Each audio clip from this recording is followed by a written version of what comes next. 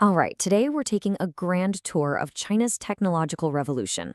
This is a massive, coordinated push that's set to reshape, well, pretty much everything, from the tiny chips inside our phones to the very future of what it means to be human. So that brings us to the big question, right? How is one single nation trying to reshape the entire future of technology, basically all at once?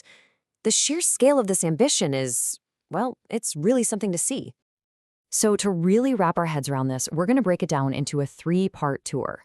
First up, we'll dive into the digital realm. You know, the invisible world of chips, quantum computing, and the next generation of communication. Then, we're going to move on to the physical frontiers, where new tech is literally mastering atoms and energy. And to finish, we'll turn inward to the human experience, where technology is starting to merge with biology itself. All right, let's kick things off with our first stop, mastering the digital realm. This is all about the race to control the bits and bytes, the invisible architecture that our entire modern world is built on. Now, when it comes to artificial intelligence, China's approach is pretty straightforward, built on three core pillars. First, you've got the hardware, the foundational AI chips. Then comes the software, building their very own domestic AI models, like Baidu's ErnieBot. And finally, and this is key, deployment, getting that AI out into the real world, into everything from smart cities to healthcare. 7 nanometers. Okay, this number might not sound like much, but trust me, it is a huge deal. In the world of chip making, the smaller the number, the more powerful and efficient the chip. And despite sanctions designed to stop exactly this from happening, China's top chip maker figured out how to produce these advanced chips at home. It's a massive step toward technological independence for the absolute building blocks of all modern electronics. And listen, they're not just playing catch-up, they're innovating. Take this chip, Alibaba's Hongguang 800. For certain tasks, like image recognition, it performs 12 times faster than a standard GPU, you know, the normal workhorses of AI. I mean, that is a massive performance leap, and it's custom built for exactly what they needed to do. But look, if we're talking about a real paradigm shift, we have to talk about quantum computing. This is where things get wild. It uses the bizarre rules of quantum physics to solve problems that are just impossible for normal computers. For certain tasks, their Zhuchangji 3.0 processor is 1 quadrillion times faster than the world's best supercomputers. A quadrillion. To give you an idea of that number, a quadrillion seconds is over 31 million years. This isn't just an upgrade.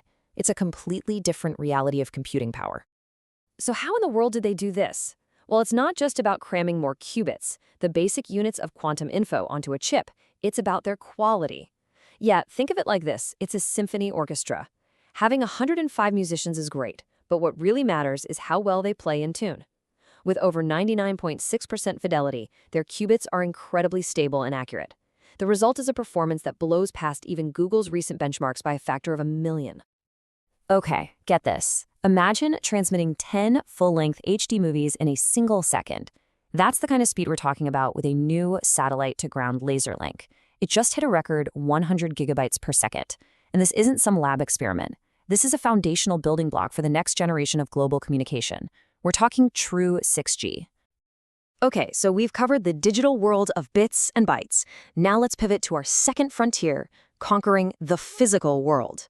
This is all about mastering atoms, engines, and energy to reshape everything from military power to the planet's energy supply. And right here, you can see a massive shift in military strategy. For decades, naval air power meant you needed these giant, expensive, and let's be honest, vulnerable aircraft carriers.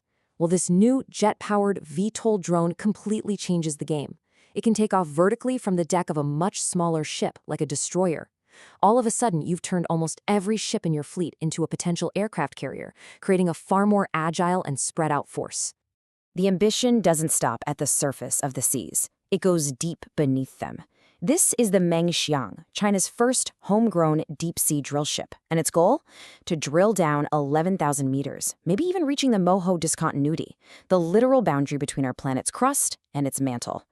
They're pushing the absolute limits of exploration to find new resources and get a deeper understanding of how our own planet actually works. And this might be the biggest deal of all. China is on an incredibly aggressive timeline to crack nuclear fusion, the holy grail of clean energy.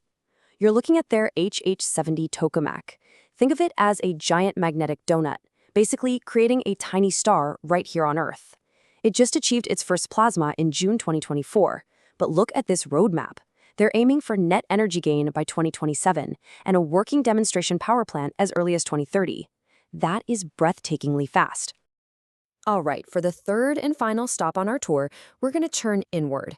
This is where technology converges with biology to redefine the human experience itself, to augment our abilities and completely reshape our workforce. It really all comes down to a few simple but incredibly profound words. Get me a doctor. These were the first words spoken, or, well, communicated, by an ALS patient using a new, flexible brain-computer interface. This isn't science fiction anymore. This is technology giving a voice back to people who've lost it. It's a powerful reminder of the real human impact behind all these headlines. And you gotta understand, this isn't just some one-off experiment. In just one province, Sichuan, the national goal is to perform 3,000 of these invasive brain-computer interface surgeries every single year by 2030. That shows you this is a serious national strategy to move this technology from the lab into widespread clinical use, potentially helping hundreds of thousands of patients. Meanwhile, you have humanoid robots that are literally walking off the assembly line and into our daily lives. And what's really crucial here is the sheer variety of jobs they're taking on. I mean, we're not just talking about factory workers with 24/7 self-recharging anymore. We're seeing them deployed as shop managers, restaurant servers, and even as athletes in competitive games. The goal seems to be rapid, widespread integration into pretty much every corner of the economy. Okay, so we've been on this whirlwind tour of 3 totally different frontiers. What happens when you put it all together? What's the big picture? Well, the most important thing to realize is that these breakthroughs are not happening in a vacuum. This is a simultaneous, strategic push on all fronts at the same time.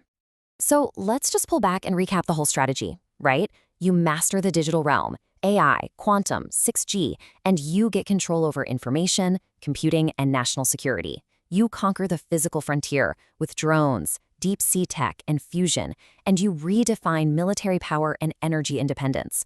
And you advance the human frontier through brain interfaces and robotics to augment human potential and automate your workforce. You see how this works? Each frontier fuels and accelerates the others. And that, of course, leaves us with one final, and maybe the most important question of all. With a major global player pushing innovation this hard on all of these fronts, all at the same time, what does the next decade of technology really hold for the rest of the world?